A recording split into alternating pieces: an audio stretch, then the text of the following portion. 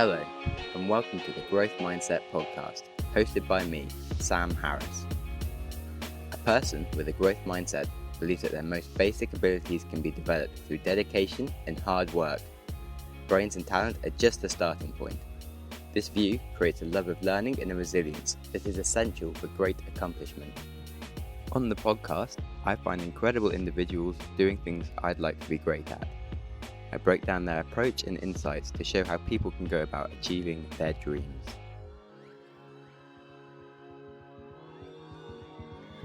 We are coming to you today from my friend's rather small and very stuffy bedroom in London. On the podcast, we have Tom Carter. He's a truly fascinating individual. He is the founder and CTO of Ultrahaptics, the first company that allows you to literally touch things in midair that don't exist, and it's an incredible technology, and the story of how it was invented and commercialized is really interesting.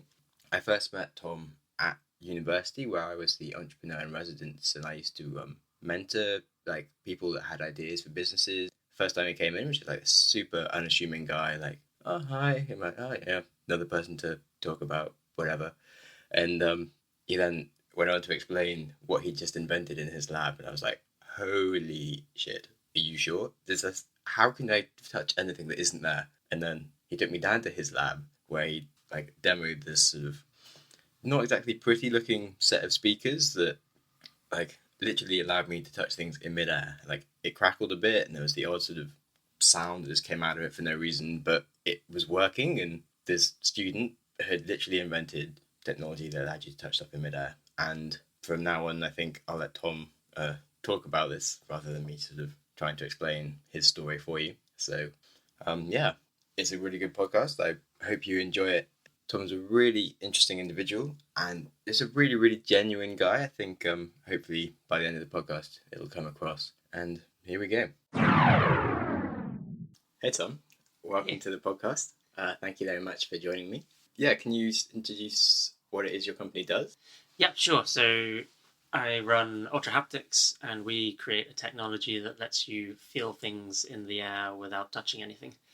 So broadly, we do two different types of things. One is let you control devices without touching them, Bluetooth speakers, the dashboard of your car. But it feels like you're touching stuff. But yeah, you can feel controls on your hand. Okay, awesome. And the other is virtual reality and augmented reality, being able to reach out and touch the virtual content around you and feel it. Okay, so you're kind of in a world of stuff that isn't there, but you're actually feeling force. Yeah, you can pick things up, move them around, you can feel them, or you can feel things that don't actually exist in the real world, such as casting magic spells and feeling lightning leave your fingertips, whatever you want. Okay, on the subject of magic, that sounds like magic. How does that work? So we use ultrasound. So we have a small collection of essentially speakers that are emitting ultrasound. They're actually the parking sensors from the back of your car. Oh, no. And we trigger them with very specific time differences between them. So each one emits a sound wave, and what we're doing is making the sound waves arrive at the same point at the same time. And because sound is a pressure wave moving through the air, at that point, all of the pressure differences from all the sound waves add together. You get a very localized spot of high pressure, and there's enough force there for you to actually feel it. Just slightly displace the surface of your skin. And then we control that to create a vibration and create different sensations and different feelings. But you can create a whole image, but...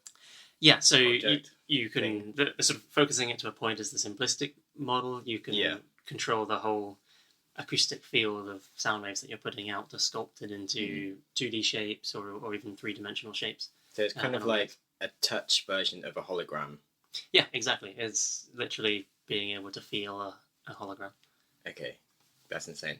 So how did you have the idea for that? Were you looking into research, or were you just I just was so pissed off with not being able to touch things that aren't there. I need to need to touch stuff. Not quite. I started work on it actually during my undergrad degree. So I did computer science at University of Bristol, and you have to do a research project in the final year of your degree. And I was interested in how you input and get feedback from computers, so I found a professor in the field. And it was at the time where the Microsoft had just released the Kinect for Xbox, which had essentially taken being able to wave your hands in the air and control a computer from thousands of dollars to $150. So you can see this sort of ability to control things without touching them coming to the mass market. But it's the first time you've ever used your hands to operate a computer and actually not been able to feel anything at all. So we were thinking, okay, how do you solve that problem? How do you bring the sense of touch back? And my professor had this crazy idea that you might be able to feel ultrasound. So I thought that sounds like a really good way to fail my degree, chasing something crazy. But yeah, good fun to go and do. Yeah, man, that sounds cool. So how long did it take from the point where you're like, oh, this is potentially an idea, to the first moment that you actually felt something? That was probably quite a long time. I by the end of my degree, you still couldn't feel anything. I mean, maybe you could feel like a tiny bit, but it wasn't working properly. That was, sort of 6 to 8 months, I'd say. Okay. So I actually pivoted and made it push small objects around a surface sort of horizontally. Yeah. So we made a game of Pong where the paddles were on a screen and the ball was real and the ball would bounce off the paddles. But for it actually to work probably took another, 4 months or so after that. So it's probably getting on for a year from starting work to actually getting at what I would say is working properly. Okay, that's still kind of fast for something like you kind of not entirely sure could even work and stuff. Yeah, I mean, I guess that's working properly. You can feel something in the air using ultrasound. Then from that point, just push it into making it more actual, accurate. And a functional system where rather than just hold your hand here and you can feel something, you can tell somebody, do this, and the system will respond. So you can actually do some kind of input and output to make something you can use to be able to demonstrate that. And then turning that from a lab prototype into an actual piece of hardware you could give somebody and they could use it as a whole different story. Yeah, we can move on to that. But yes, how did you keep motivation on trying to achieve that goal, or was it just you kind of knew it would work? And I think the fundamental idea looked sound, so it looks like it should work. The maths, the evidence, everything points to it being able to work. The physics, my professor convinced that it will work. And you get the odd glimmer of something getting a little bit closer. So really for me it was kind of I can't see why it wouldn't work. Yeah. Sort of taking it back to fundamentals of physics and maths. So therefore it must be able to work. So if it doesn't work now, that means you're doing it wrong. Okay. Just keep trying. It was a bit of a long struggle, but yeah.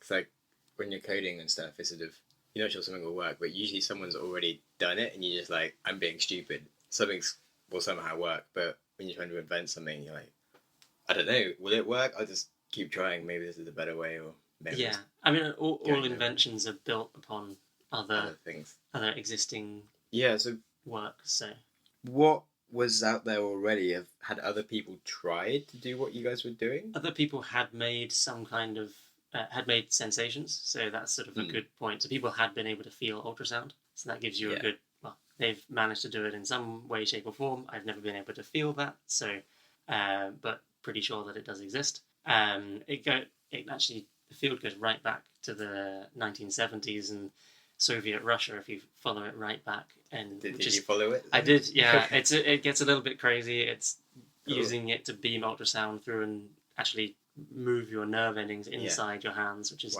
probably not particularly good for you, but really interesting science. I bet.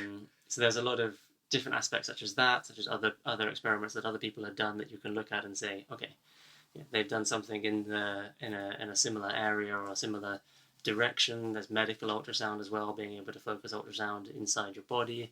There's non-destructive testing, actually being able to put ultrasound inside of bridges and structures.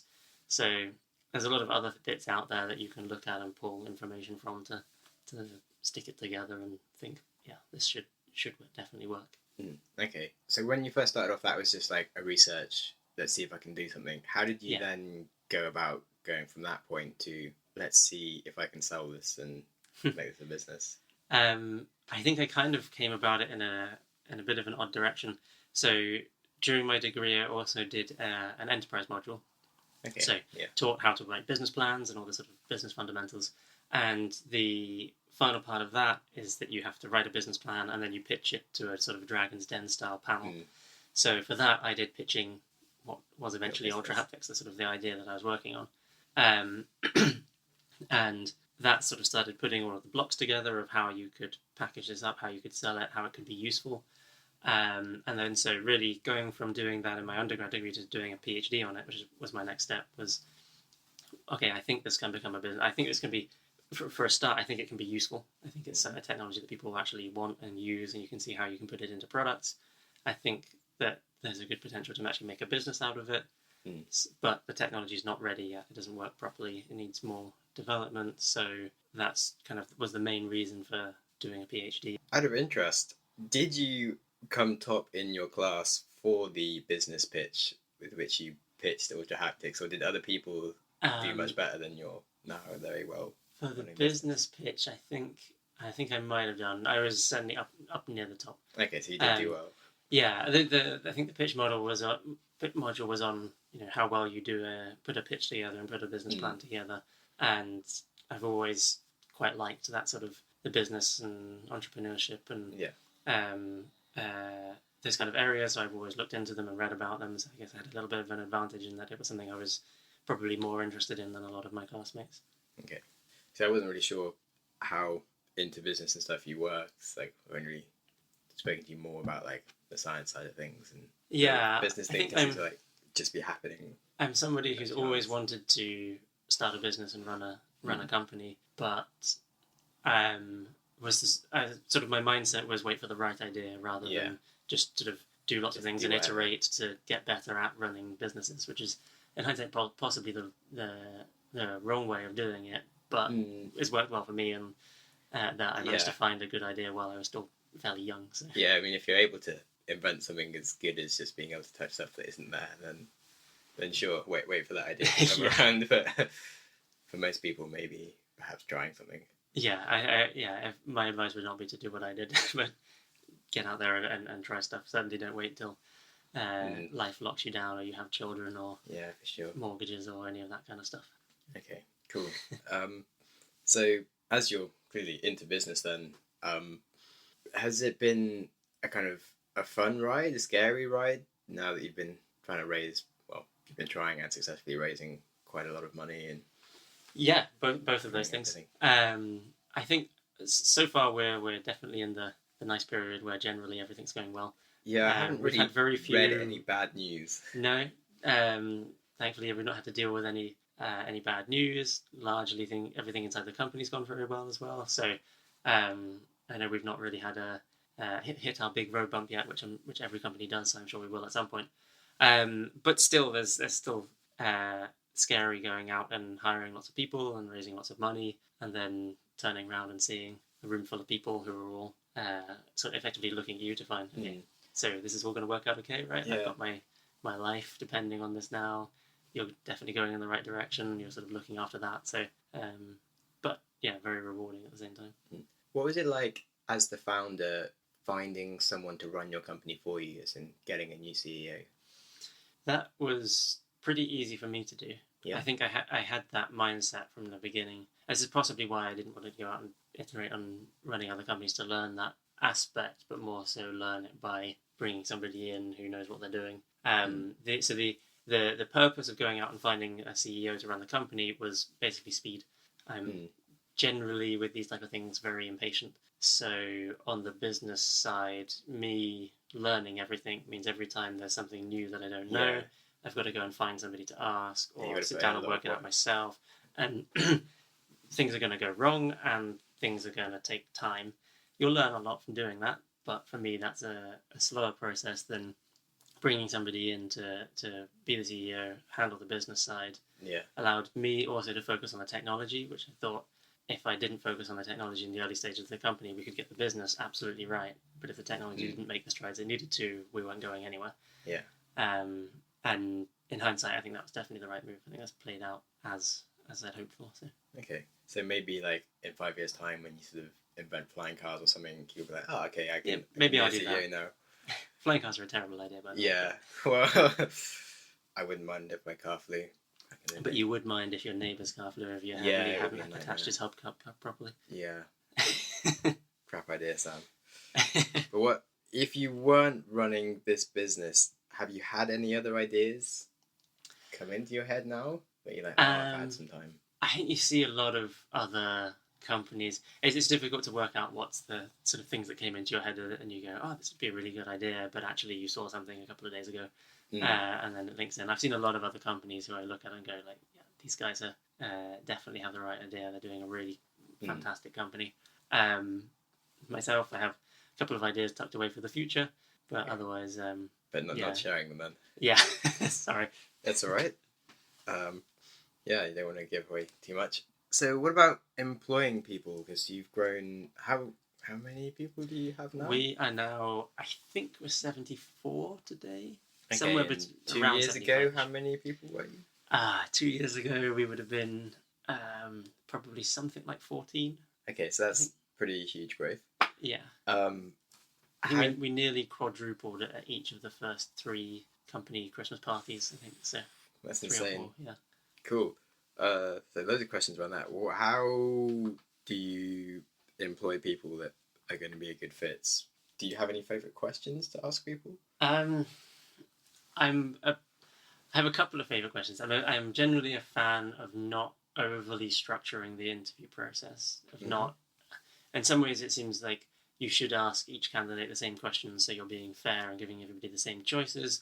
But I think in some ways that's also unfair because some of the questions might be very tailored to somebody and not quite somebody else's strengths. So I more enjoy sort of more open conversations about what they've been doing and trying to find what they're good at and what they enjoy. And I really focus on almost regardless of the job role, what they enjoy doing, what they are most proud of doing, and what they feel they're best at doing. Because then it kind of gives you a good indication of if the role can put them in that position, then they're going to be happy and they're going to work really hard and they're going to do really well. Hopefully, have a good time. Whereas if they're good at that, but the role is something else, and you think, well, they can still do that other role, and maybe you're squeezing them in. We've been lucky in that we've been hiring so fast that we can generally have a job spec, have a person come in and apply for that job spec, but maybe there's multiple positions available either behind that job spec or with other job specs that are out at the time, so you can bring somebody in for interview and then work out, okay, what can we do with this person? Where can we put them? Which I think is better. That's cool. I was going to ask if you've had any people that applied and then ended up being appropriate for something else. Yeah, definitely. One of the people I hired most recently actually applied for a completely different position, even in a different country, actually. And then I hired him in a different country because it fit his lifestyle better. Sort of, why are you applying for this job here? Do you actually want to move country? Well, not really, but I like the look of the job. Okay, well, then we'll do this job instead, and then shape it around the person. But also on that note, what's your success rate of people that interview for you? Do you kind of Uber sort of say only hire 2% of people or something? I think it varies massively depending on the position. Some positions we've got to the right person very, very quickly. Some positions didn't even exist when somebody came for interview. So by default, they were the first person to interview and got the job. Other positions have been a bit more difficult to hire, and we've gone through quite a few people. I don't actually know what the overall average percentage is, but generally the way we do it is we try and screen people on CVs and maybe telephone interviews, and my ideal is to get it down to 4 candidates who all look like they could do the job and bring them all in on the same day. The people who interview them are all the same. They see everybody, and at the end of the day we go, so question 1, is there somebody in that group who could do the job? Yes. Okay, then who's the best one? And have a discussion. Okay, cool. Have you ever not hired people that you wish you could have hired? Yes, yeah. Sometimes life and their requirements don't fit what the company has at that point in time.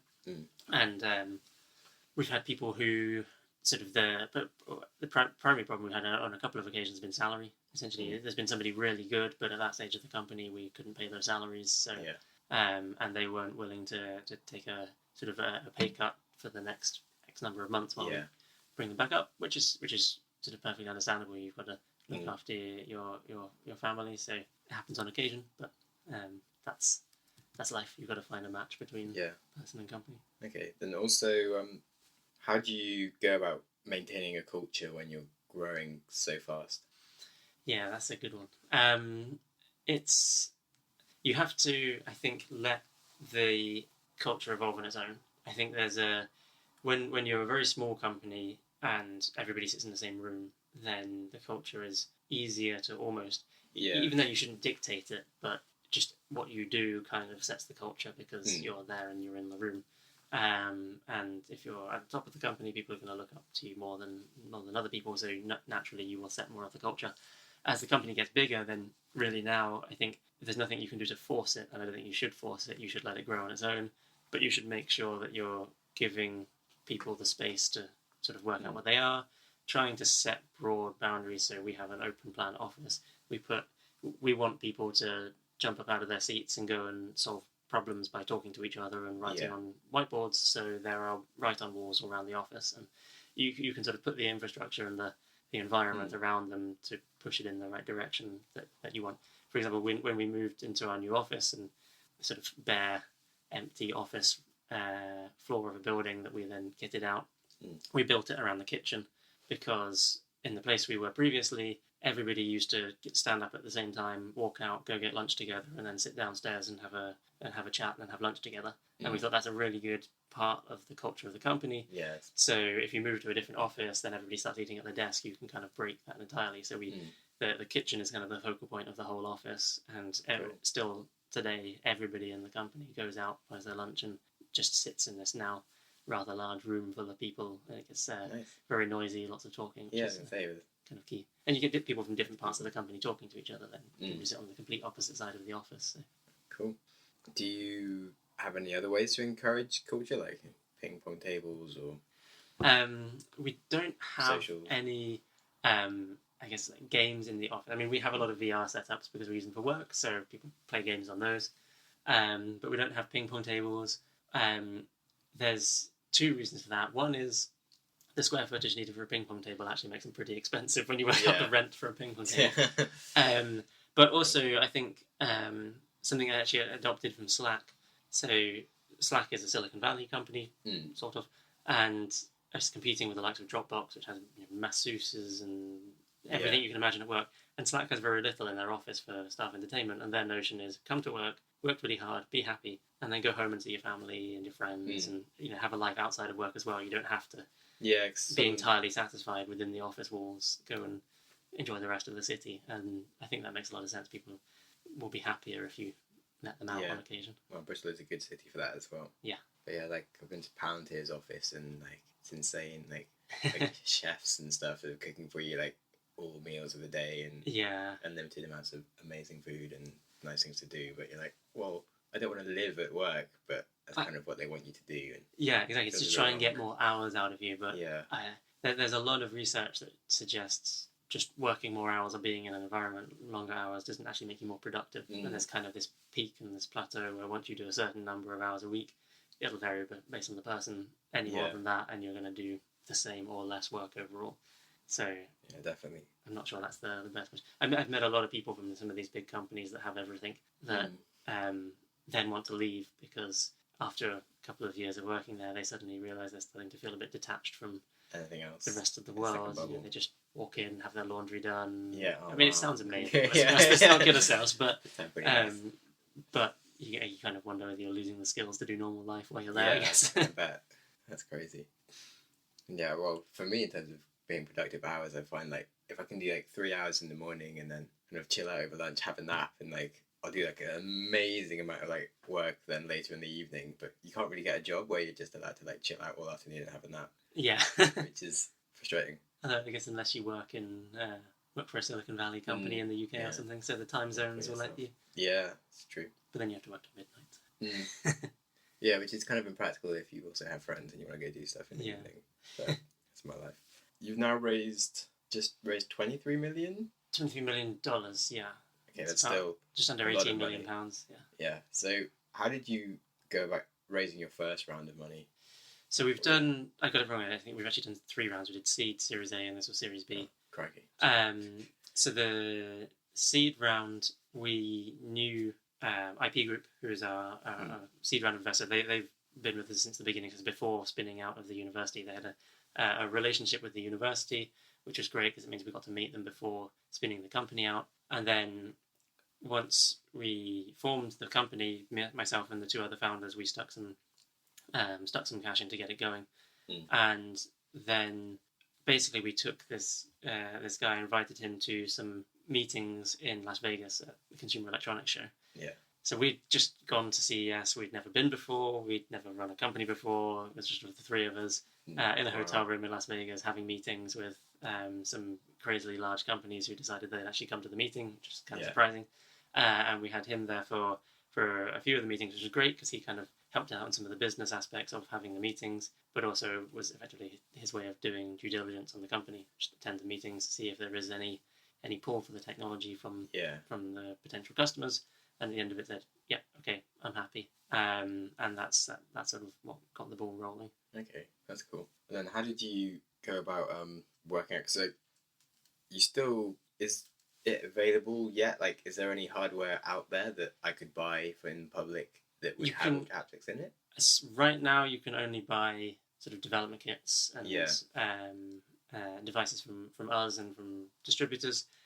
It's pretty soon that there'll be products out on the market with the technology, and I think you'll see it both sort of, I guess, products and things out there later this year, but also installations in these kind of immersive environments. We've done some public installations that were temporary, but I think you'll see some more permanent ones coming out in the pretty near future. Make money initially, or did you rely more on funding? We're definitely a company that needs funding. We're a licensing company, so ultimately where we really start making revenue is when the royalties start coming in. So when people are really actually selling volumes of products with our technology in. So we are, I guess, your stereotypical venture-backed company that is loss, and then suddenly profit. Okay. So it's still a lot to play for, but but we've made we've had quite a lot of revenue so far from our evaluation program, which we launched at the beginning, working with customers in sort of early projects, and then collaborative projects where a customer wants us to customize the technology and get it bespoke just for their product, or help with the integration of our technology into their product, or even help with the design and sort of user experience, I guess, of a whole system that they're creating. Okay, cool. So we do quite a lot of that. Yeah. Back to culture.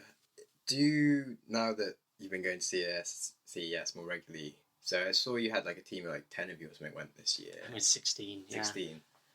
Is the rest of the office a bit like, why aren't we in CES, or are they all pretty chill about it? I think people are generally okay. I mean, we try and share around the opportunities for CES is our biggest event, but there's plenty of other events that we get people out and doing. I'm very keen on always pushing people slightly further than they've done before.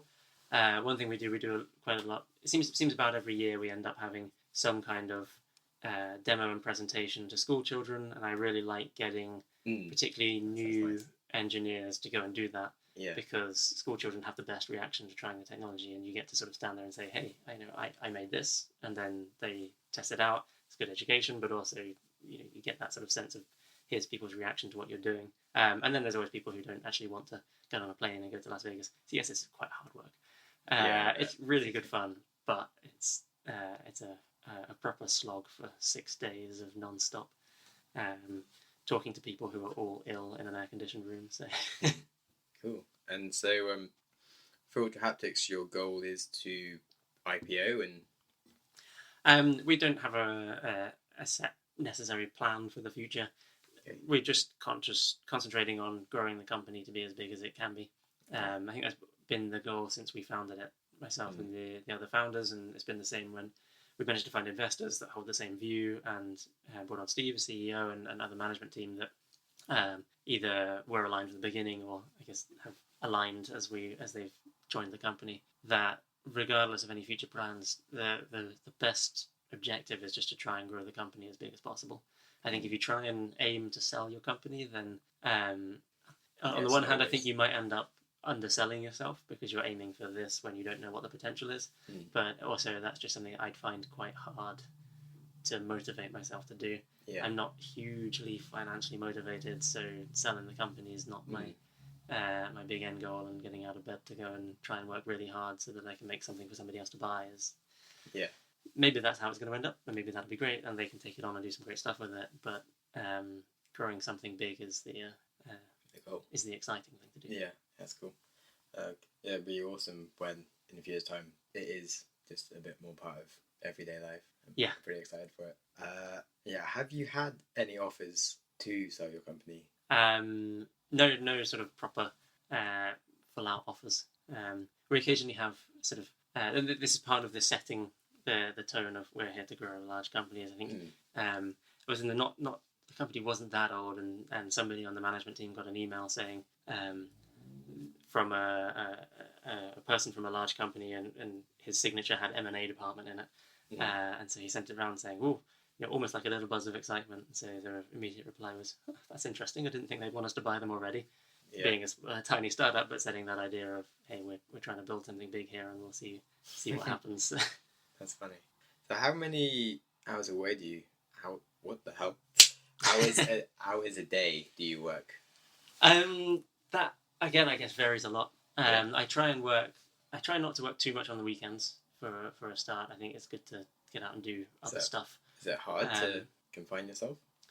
I think it has been. I'm fairly good at it these days. I don't set sort of strict boundaries between work and not work. But I think working on what I've done a lot of over the last year or two is working on sort of your personal system for keeping on top of everything that you've got to do and your deadlines and what's happening, and knowing how to delegate the right things to the right people and how to check in on them and not hold everything in your head. So that makes a huge difference in that I can now go home and be calm and happy and check in on emails occasionally, but without sort of getting loads of stress or losing attention, because I know things are in the right place and things are under control. Occasionally things spiral out of control, and that's when you need to put the extra hours in and sort it out. But having some kind of mechanism where you know that you don't have to be thinking about everything all the time, and your thoughts are stored in some system somewhere, and they'll be there and in good shape when you get back, or other people have it under control is the key, I think. So you said you picked up some tips from like Slack on how they run things. Have you had any kind of tips from entrepreneurs in Silicon Valley and stuff around the way you keep your life together then? Yeah, I think a lot of people are very different, and there's a lot of bravado around as well. I think that one of the things that I think is just starting to change is this whole concept that the best people in Silicon Valley all work non-stop all the time and sleep basically. As Elon Musk is famous for, everybody knows that he's always working and he never ever sleeps, and yet he's very high level on some online computer games, because actually he plays computer games quite a lot as his way of unwinding, and he has a family and he goes and does this other stuff, but there's this kind of image that people portray, and I think that is changing with a lot of books and research coming out saying actually you need to get a proper amount of sleep and then you'll do better and make better decisions. I read Getting Things Done, which is a pretty old school, I guess would have once been considered mildly stuffy even, management book for sorting out your stuff. And I read it once and went, nah. And then read it again about a year later when I felt like, actually, it might be useful now. And then that's kind of the main thing that I've used and implemented, and I keep going back and finding extra things to put in place and do. And for me, it works incredibly well. Yeah. Okay. Do you have any other book tips for book life tips? Or just... I'm currently reading The Hard Thing About Hard Things. Oh, yeah. Which I'm very, very much enjoying. I think it's a completely different book to a lot that I've read, in that it actually doesn't sugarcoat things, doesn't pretend that it's a scenario where, hey, you're starting a business. If you do these things, everything will go swimmingly well, and then you'll be hugely successful, just like I was. It's very much everything's going to go wrong at some point, and here's how you deal with those situations, which I think is probably a lot more useful for the long term. Yeah, I interviewed a CTO Settled 2 podcasts before this who recommended that, so I just listened to it on audio and it was really good. So yeah, it's been the most recommended book of this podcast so far. other book, it's not as nothing that you would learn from in any. It's not a management book or anything like that. But Ready Player One is a great fiction book about virtual reality. It's sci-fi and in the year 2050, I think, but you can see a lot of the current virtual reality industry. I know it was Palmer Luckey's favourite book, the founder of Oculus, and you can kind of see a lot of that book in Oculus and the way they're setting themselves up. And there's a lot of interesting ideas, and goes through a lot of the problems and I guess there's challenges that will exist once everybody's in VR and AR all the time. So, and it's really good fun. Thanks. Oh, definitely keen to get hold of that. Do you know if it's an audio version or do I have to buy it? Yeah, I've started reading books with my ears now. That was the first one I read on Audible, and now I have a subscription, and now I'm listening to everything. So yeah, it's pretty handy, like the amount of stuff you can get in. So, yeah, do you find a lot of time for reading otherwise? I read websites, blogs, papers, this kind of thing. If I'm sat at my laptop or on my phone, I do that quite a lot. I struggle to read books when I'm able to do other things. So that's why I think Audible's changed a lot. It started off with me listening to loads of podcasts, and now a load of books and Audible. Whenever I'm doing something where I can't be doing anything else, but I can listen. So cooking, gym, driving, mowing the lawn, cycling. I put one earbud in while I'm cycling. And but I can't listen to an audiobook if I'm not doing something that occupies my hands, if you like, because I'll start reading something else or doing something else. So. Yeah, it's a problem. But do you not find it a bit too loud on the lawnmower? Because I was trimming the hedge this weekend, and I was trying to listen to an audiobook and couldn't, and it was like, nightmare. Good headphones, I guess. Yeah, need to upgrade. Noise isolating headphones. Those ones, but they got stolen. So those ones are essential if you fly. I can't fly without my Bose headphones now. It sounds very needy, but they make a huge difference. Oh yeah, I'm so attached to them. I've been attached to my current ones, but they're like sort of 60 quid as opposed to sort of 300 quid. Because I'm like, if I break them or I get stolen, it's fine, but they're just not as good. And yeah. When I started flying a lot, I went, okay, fine. That's great. Got some Bose headphones. Thought they're really expensive and they probably won't be quite as good as I want. Plane took off, put the headphones on, sort of clicked on the noise cancellation and went, I can still hear the plane engine. Like it's not as good as I was expecting it to be. And so I was like, oh well, never mind. At least they're nice headphones. Sat there and did some work or something on the plane, and then an hour or two later, the trolley came along and asking if we wanted anything. And I took the headphones off to talk to them, and I think I shouted because I was like, whoa, it's so loud out here. Because you don't really quite realise until you've sat in a nice piece of your headphones for a while. I got mine because I was working in a server room, and it was so noisy. Yeah. Like, you couldn't really, talk to each other. It was that bad. Yeah. And I got them, and it was like, wow, I can actually carry on with my job for a bit now, because otherwise, I literally couldn't have done it. That kind of loud, continuous fan noise is quite fatiguing. It makes you tired just by hearing it. Cool. So on a different note, do you have a secret hunch about how you will die? Secret hunch about how I die. Hopefully I'll die happy. But generally no. No death plans. No? I don't really think about death at all, really. I'm one of these people who doesn't get worried about events or terrorism events. It never really phases me about personal safety or any of that kind of thing. I don't really think about the end, more just about what I'm doing at the moment and keep having fun. With the whole going to Silicon Valley, are you interested in life extension?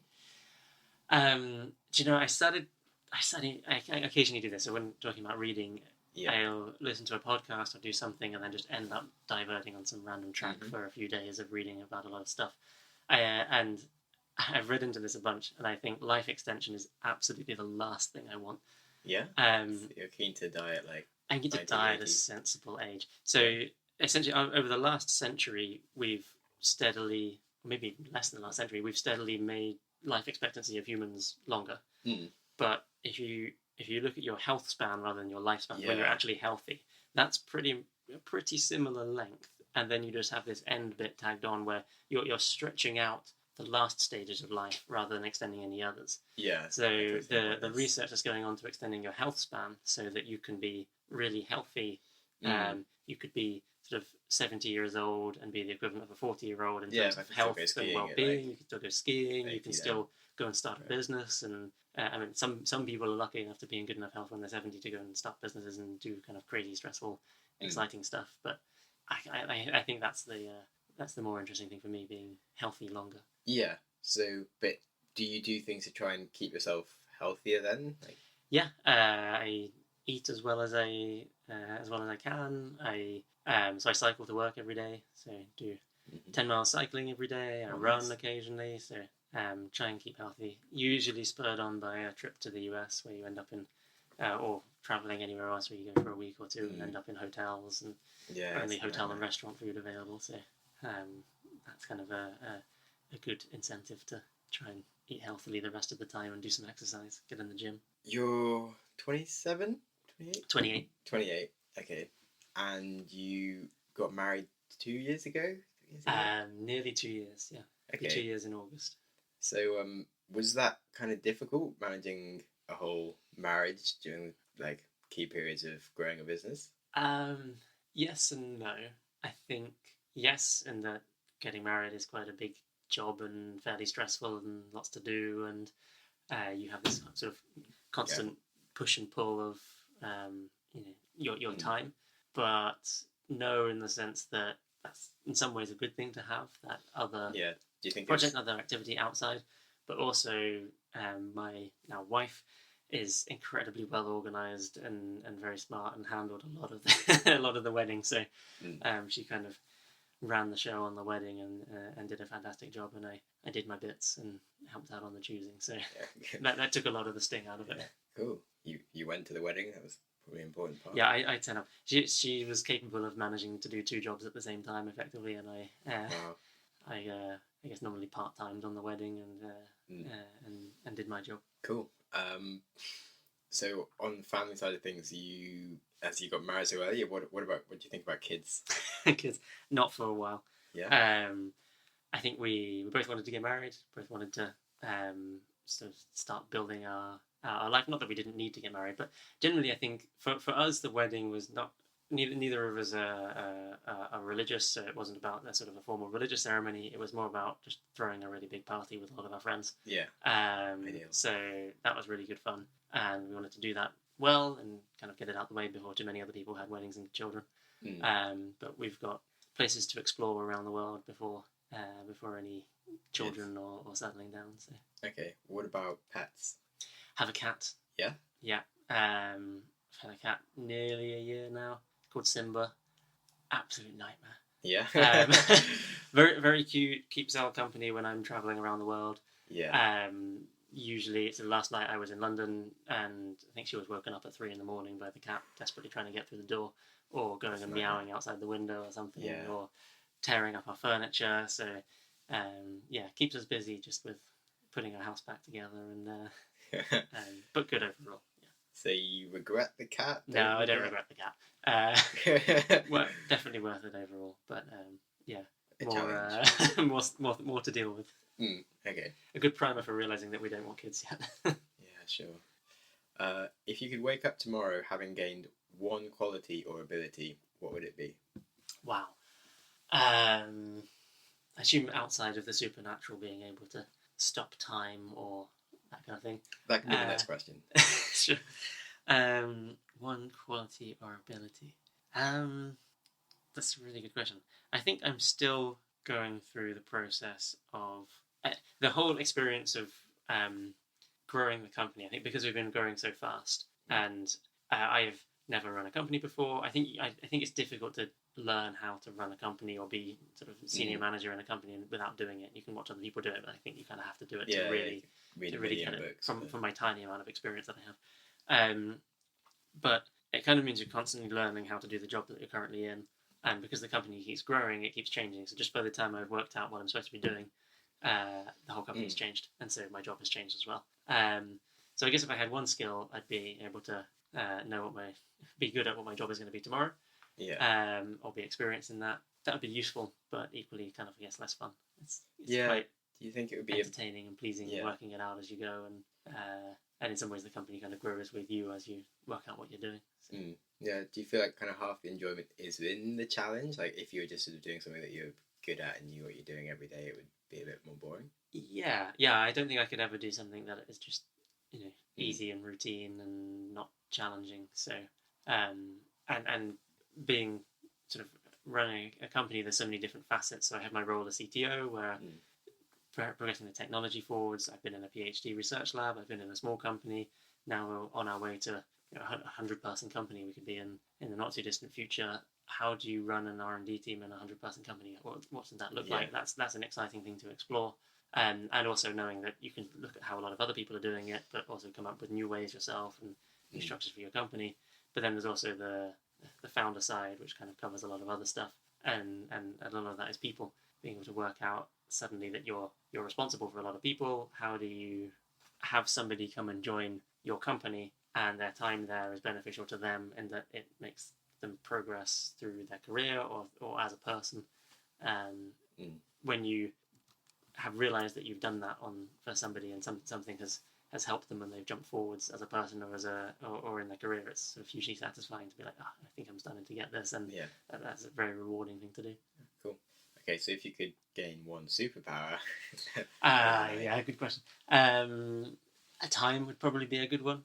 I always try and pack a lot of stuff into time, and it would always be good to have twice as much time as you actually have. Would you like to be able to kind of live the same day twice and just be somewhere else, or would you like to just be able to like stop time and just work for like an extra 2 hours with nothing else happening in the world? Probably the latter. Just sort of, it's those times when you get conflicts of, I'd really like to go and do this, but I also really need to get this finished. Being able to just press stop, get that finished, and then go and take that opportunity as well, I think would be great. Okay. The other one that just popped in my head is the ability to teleport, because then I wouldn't have to fly anywhere, and you could just...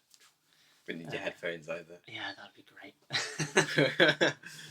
Nice. Okay, and then last question, I think, because I'm aware you have to catch a train soon. Yeah. Assuming that your house is burning down and the cat and your wife are safe, what would be the one item you would grab? Good question.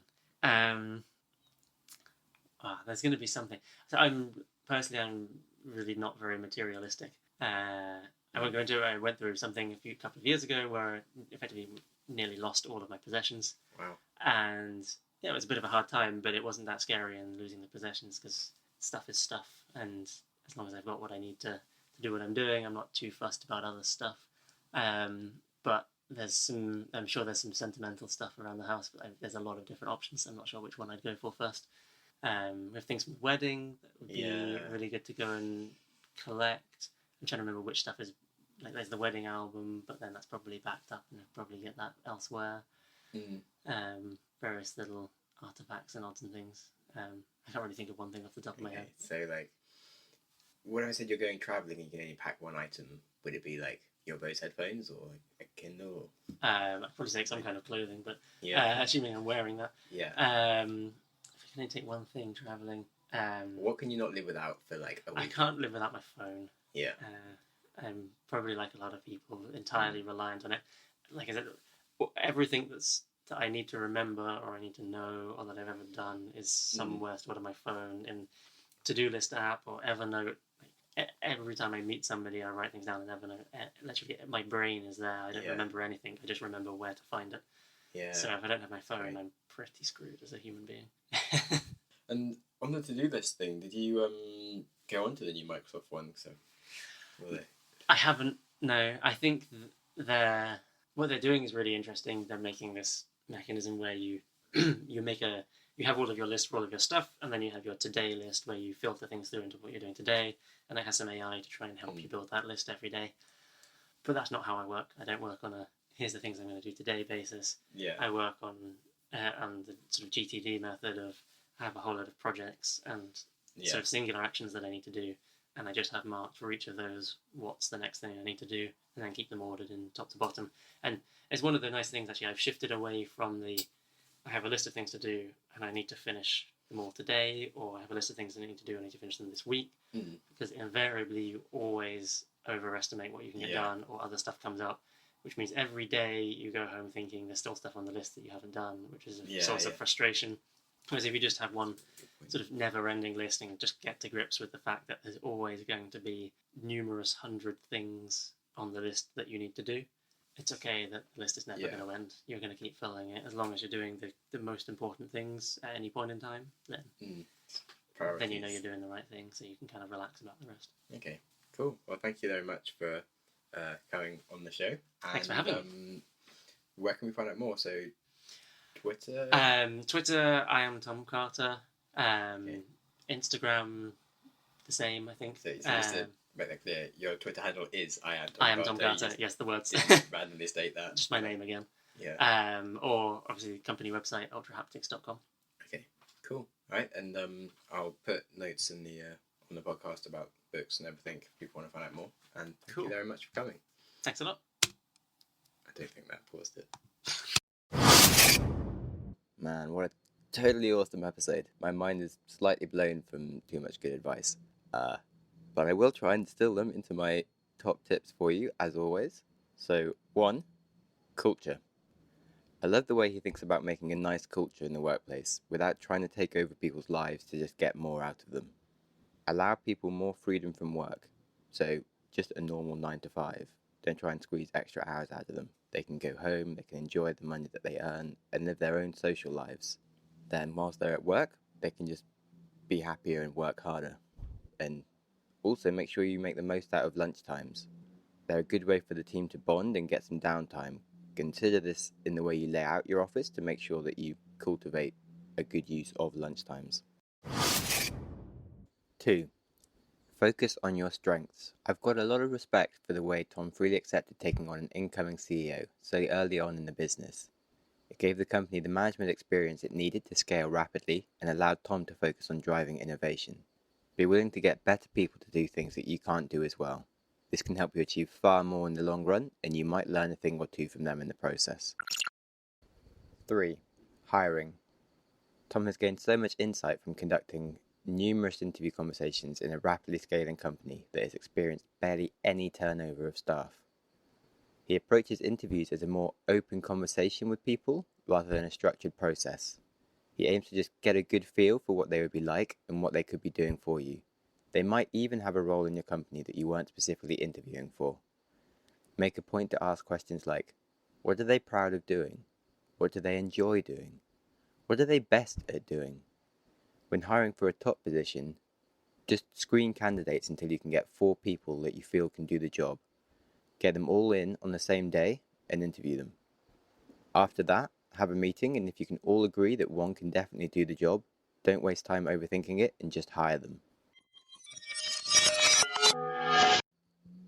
Tom's top book recommendations. The Hard Thing About Hard Things by Ben Horowitz. This has already been recommended once, and is the tale of starting and growing a business to $1 billion, losing it all, getting it back, nearly losing it, starting more. It's just a really good story about success and failure and all the crap that goes with it and dealing with hard things, basically. And you should read it.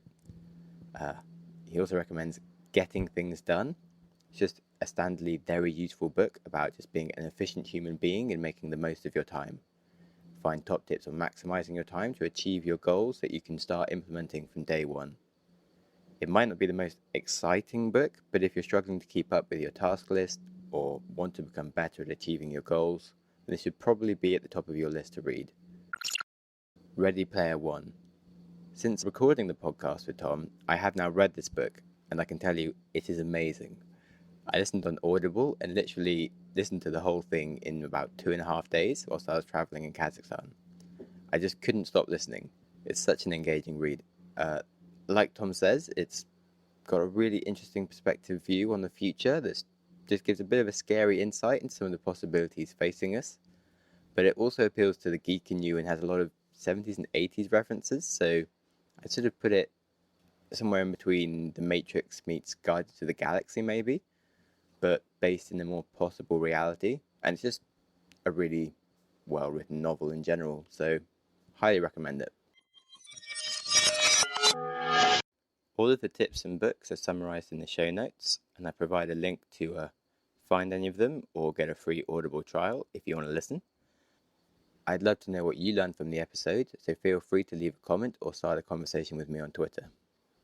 Certainly me and Tom would be happy to geek out about Ready Player One if you so wish. As always, thanks a lot for listening. If you found the podcast useful, please support me by rating the podcast on iTunes or your preferred app. Please become a subscriber and share your favourite podcast with others, as it really helps me grow the podcast.